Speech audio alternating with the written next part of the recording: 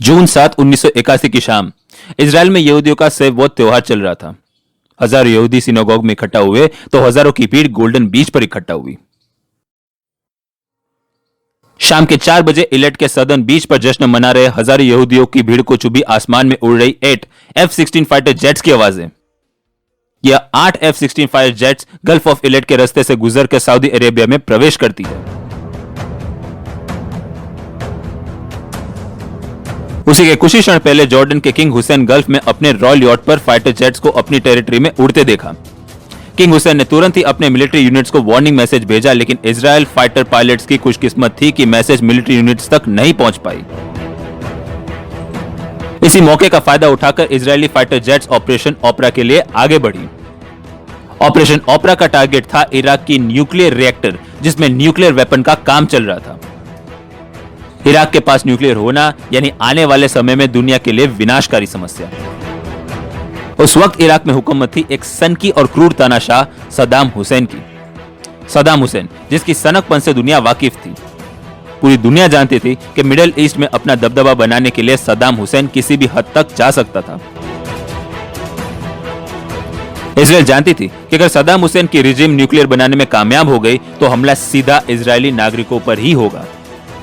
यह सच है कि सद्दाम हुसैन की तरह अन्य अरब देश भी इजराइल के खून की प्यासी थी। Iraq, Iran, Saudi Arabia, Libya, Egypt, तुर्की और अन्य इस्लामिक देशों के बीच एक चीज मिलती जुलती थी और वो थी इजराइल के साथ दुश्मनी। 1948 Israel Arab war of attrition, 6 day war और योम किपुर वॉर में मात खा चुकी अरब देश जान चुकी थी कि सैन्य अभियान से इजराइल पर कब्जा नहीं किया जा सकता, तो आतंकी हमलों से प्रयास किया जाए। लेकिन 1970 की दशक में इजराइल बदल चुकी थी। सैन्य क्षमता पहले से तेज हो चुकी थी और यह बात इराक का सद्दाम हुसैन जानता था। वह यह भी जानता था कि इजराइल को तबाह करने के बाद वह अरब दुनिया का बेताज और शक्तिशाली बादशाह बन जाएगा। सद्दाम हुसैन की रिजिम फ्रेंच गवर्नमेंट की मदद से न्यूक्लियर वेपन के निर्माण में लग गई। इजराइल के लिए जरूरी था कि न्यूक्लियर वेपन इराक के हाथ न लगे, क्योंकि ऐसा हुआ तो बर्बादी की आग की लपेट में समेट कर दुनिया भर में तबाही मचाएगा। ऑपरेशन ओपरा, जिसमें इजरायली एयरफोर्स पायलट जानते थे कि इराक अपने दुश्मनों के स्वागत में आर्मी से लेस एडवांस वेपन और मिग फाइटर जेट्स के साथ तैयार होगा। इस डेथ डिफाइनिंग मिशन के लिए बने रहे आज के एपिसोड ऑपरेशन ओपरा में।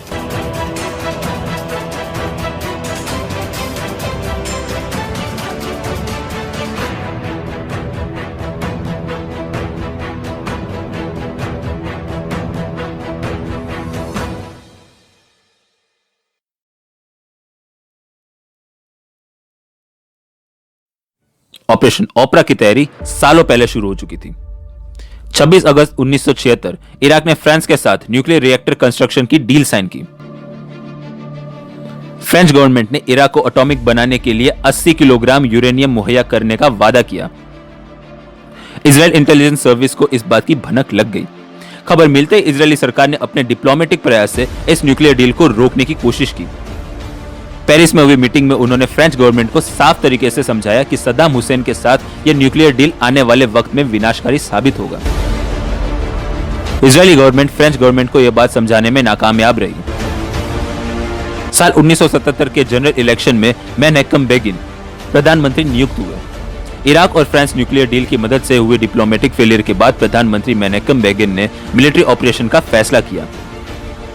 डिफेंस मिनिस्टर एजर वेजमैन और इजराइल डिफेंस फोर्सेस के नए चीफ राफेल एथन ने इस फैसले में अपनी हामी भरी। इस मिशन के ग्राउंड वर्क की जिम्मेदारी एयरफोर्स ऑफिसर डेविड एवरे को मिली। मिशन के प्लानिंग की जिम्मेदारी इजराइल एयरफोर्स के ब्रिलियंट ऑफिसर कॉलोनेल एवीएम सेला को मिली। मिशन इजरायली एयरफोर्स को मिली, जिसमें सभी यंग एंड स्किल्ड ऑफिसर्स को शामिल किया गया। ऑपरेशन का नाम एम्युनिशन हिल रखा गया। इस मिशन की तारीख सितंबर 1981 रखी गई। मिशन के लिए इजरायली एयरफोर्स को F-16 फाइटर जेट्स की जरूरत थी। यूनाइटेड स्टेट गवर्नमेंट से इजरायली गवर्नमेंट ने F-16 फाइटर जेट्स का सौदा किया और जल्द से जल्द डिलीवरी करने की मांग की। लेकिन डिलीवरी प्रायोरिटी अपने अलाई पार्टनर ईरान को थी, इसलिए इजराइल को F-16 फाइटर जेट्स की डिलीवरी लेट होनी थी। इजराइल के लिए यह डिले सही न था, परंतु साल 1979 ईरान में इस्लामिक रेवोल्यूशन ने अपनी जगह बनाई, जिसकी वजह से ईरान और यूनाइटेड स्टेट्स ऑफ अमेरिका के बीच दोस्ती से दुश्मनी का रुख बन गया। इस दुश्मनी की वजह से यूएस गवर्नमेंट ने इराक में F-16 की डिलीवरी रद्द कर दी और इजराइल को शेड्यूल से पहले F-16 फाइटर जेट्स की डिलीवरी कर दी।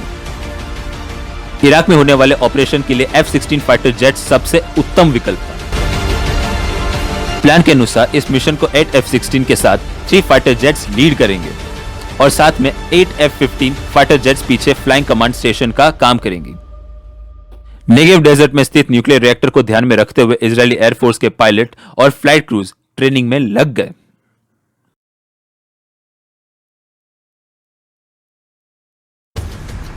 ऑपरेशन एम्यूनिशन हिल के लिए ट्रेनिंग कर रहे पायलट्स को ज्वाइन किया आईडीएफ चीफ राफेल इथिन ने। नेविगेटर सीट पर बैठे जनरल राफेल ये देखना चाहते थे कि क्या पायलट्स की ट्रेनिंग और प्रैक्टिस सही तरह से हो रही है या नहीं। ट्रेनिंग खत्म होने के बाद ट्रेनिंग ऑफिसर कॉलोनल एवीएम सेला जनरल राफेल से जानना चाहते थे कि क्या उनके पायलट्स इस ऑपरेशन के लिए तैयार हैं। जनरल राफेल बिना जवाब दिए वहां से चले गए। जनरल राफेल, जिसे इजराइल मिलिट्री एलिट यूनिट का सबसे अनुभवी और ताकतवर कमांडो के रूप में जाना जाता है। जनरल राफेल अक्सर शांति पाए जाते थे, न ज्यादा बोलना और हमेशा पॉइंट पर बात। दुश्मन की भीड़ में वे कभी घबराते नहीं थे। युद्ध में उन्हें कभी न हार मानने वाला पराक्रमी माना जाता था। 26 नवंबर 1926 स्पोर्टनिक्स परिवार में जन्मे राफेल इथिन के पूर्वजों ने 19वीं शताब्दी में यहूदी धर्म स्वीकार कर फिलिस्तीन में बस गए। स्पोर्टनिक्स परिवार गैलीली में सेटल हुए और इजराइल में बहुत अच्छे फार्मर बने। राफेल का जन्म वहां हुआ और अपने परिवार के साथ ऑलिव की खेती करते।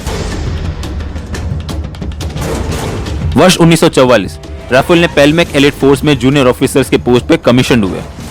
1948 अरब इजराइल वॉर में हिस्सा लिया।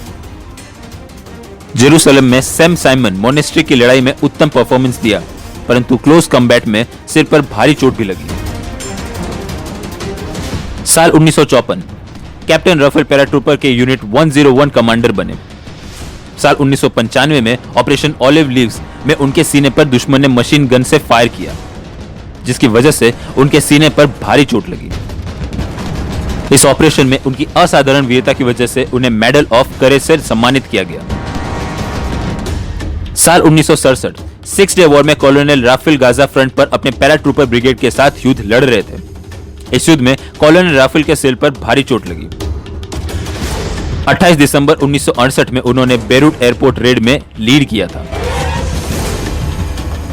1973 यौम किपुर वॉर में ब्रिगेडियर जनरल राफेल ने अपने डिवीजन के साथ सीरिया की सेना को गोलान हाइट्स पर खदेड़ भगाया। इस युद्ध के बाद उनके डिवीजन को सक्सेसफुली लीड करने के लिए उन्हें प्रमोशन मिला और वे मेजर जनरल की रैंक पर पहुंचे। 1 अप्रैल 1978 उनका प्रमोशन हुआ और वे आईडीएफ के चीफ ऑफ स्टाफ बने और उनका रैंक लेफ्टिनेंट जनरल हुआ। ऑपरेशन एम्यूनिशन हिल की तैयारी लेफ्टिनेंट जनरल राफेल देख रहे थे और आखिरकार उन्होंने इस ऑपरेशन को कैरी आउट करने की हामी भर दी। ऑपरेशन एम्यूनिशन हिल के फैसले से इजराइल के कई अधिकारी नाखुश थे, जिसमें head of military intelligence Yehoshua Saguy, head of Mossad Yitzhak Hofi, defence minister Ezer Weizman और deputy prime minister Yigael Yadin शामिल थे। डेप्यूटी प्राइम मिनिस्टर इतने हद तक नाराज हो गए कि वे रिजाइन तक के लिए उतारू हो गए। प्राइम मिनिस्टर मेनाकेम अपने कैबिनेट को यह समझाने में लगे थे कि इस ऑपरेशन का सीधा देश की सुरक्षा से लेना देना है। कुछ समय बाद कैबिनेट ने इस ऑपरेशन में अपनी सहमति जताई। ऑपरेशन की तारीख 8 मई 1981 के दिन तय हुई। सभी लोग आखिरकार इस मिशन के लिए तैयार हो चुके थे और पायलट्स टेक ऑफ के लिए जाने ही वाले थे कि मिशन शुरू होने से पहले ही रुक गया। प्राइम मिनिस्टर को ओपोजिशन लीडर शिमोन पेरेस का लेटर मिला, जिसमें उन्होंने इस मिशन को रोकने का अनुरोध किया। उनका मानना था कि इराक की धरती पर घातक मिलिट्री रेड करना न सिर्फ उनके अलाइ नेशन को नाराज करेंगे, बल्कि इंटरनेशनल कम्युनिटी में इजराइल के खिलाफ कदम भी उठना शुरू हो जाएंगे। प्राइम मिनिस्टर ने जब यह लेटर पढ़ा तो उनकी चिंता बढ़ गई, क्योंकि उनके इस मिशन के बारे में सिर्फ उनके कैबिनेट मिनिस्टर्स और कुछ मिलिट्री ऑफिसर्स के साथ ही बात हुई थी। आखिरकार इस मिशन की भनक ऑपोजिशन लीडर को कैसे हुई? मिशन की खबर किसी और को भी लगी हो, इस डर से प्राइम मिनिस्टर ने इस मिशन को डिले करने का ऑर्डर इजराइल एयरफोर्स को दिया। मिशन की तारीख 7 जून 1981 कर दी गई और नाम बदलकर रखा गया ऑपरेशन ओपरा। इस मिशन में कुछ बदलाव भी किए गए। F-16 के स्क्वाड्रन को लीड करने वाले थे जिवरास, जो नॉर्दर्न इजराइल के किबुत्ज गिवा से थे। सेकेंड ग्रुप को लीड करने वाले थे आमिर नाशुमी और भी अन्य अनुभवी पायलट थे, जिसमें आमोस यादीन, जो आगे जाके मिलिट्री इंटेलिजेंस के हेड बने। पूरे ग्रुप में सबसे कम उम्र वाले पायलट थे कैप्टन इलान रामन। कैप्टन इलान रामन का एयर कॉम्बैट का अनुभव कम था, लेकिन कई दफा उन्होंने कई सारे मिशन में स्क्वाड्रन नेविगेशन ऑफिसर का काम किया था। कैप्टन इलान के काम से जिवरास काफी इंप्रेस थे। कैप्टन इलान ने अपने अनुभव से बताया कि पूरे ऑपरेशन में मिड एयर रिफ्यूलिंग की जरूरत नहीं पड़ेगी, जबकि भले 900 किलोमीटर का डिस्टेंस ही क्यों ना हो।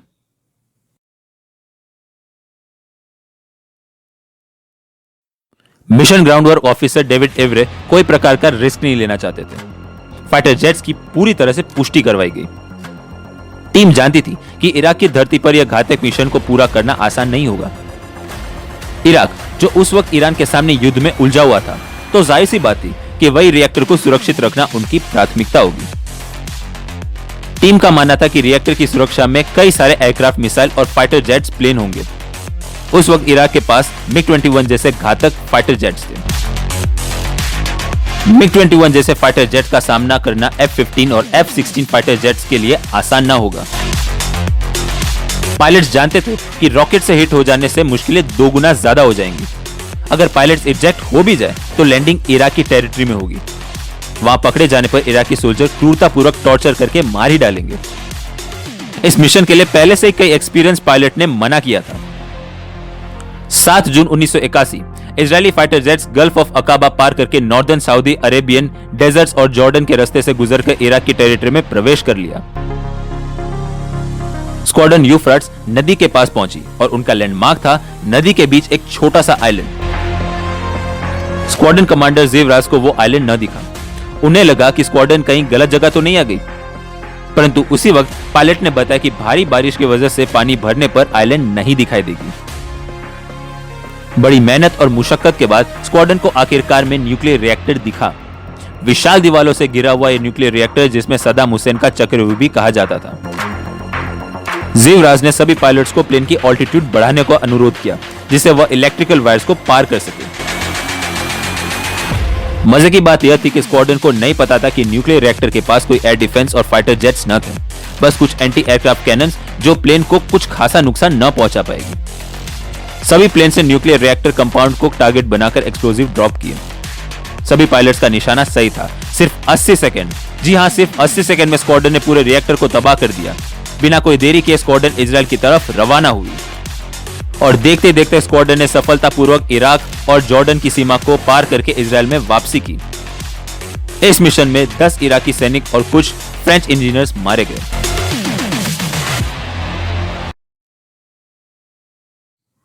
इस मिशन की खबर दुनिया के सभी अखबारों में छपी।